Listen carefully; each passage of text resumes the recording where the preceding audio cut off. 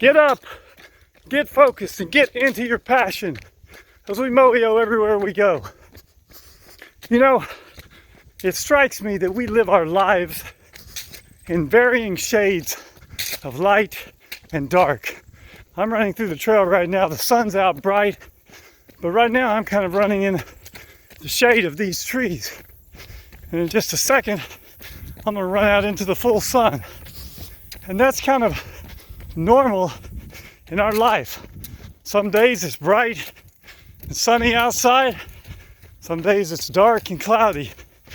And half of our life is spent in the darkness of night. And that's the same way I feel like we live our life in the shades of fear and faith.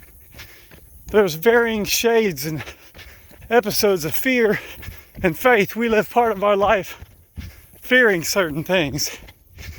We fear disease, like right now.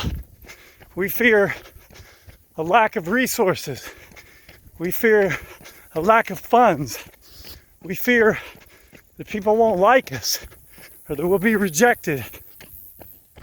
And yet at times we live through periods of faith.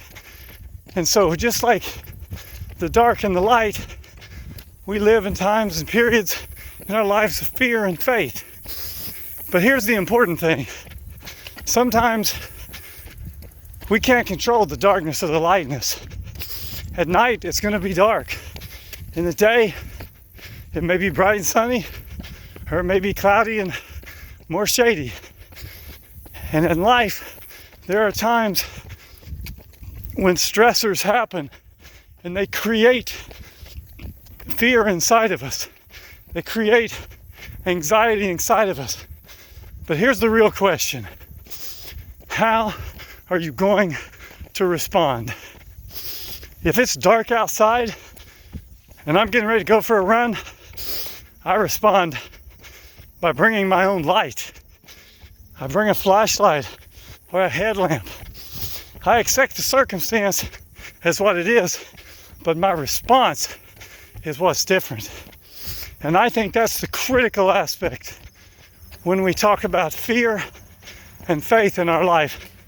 How are we going to respond? What resources are we going to use? Because the more of our life we live basing on faith and demolishing fear, the better we're going to be, the stronger we're going to be. We're going to put ourselves in the position to be our best and reach our potential. And that is what I'm all about, maximizing potential. So I want you to think about that. How often do you live your life in fear compared to faith?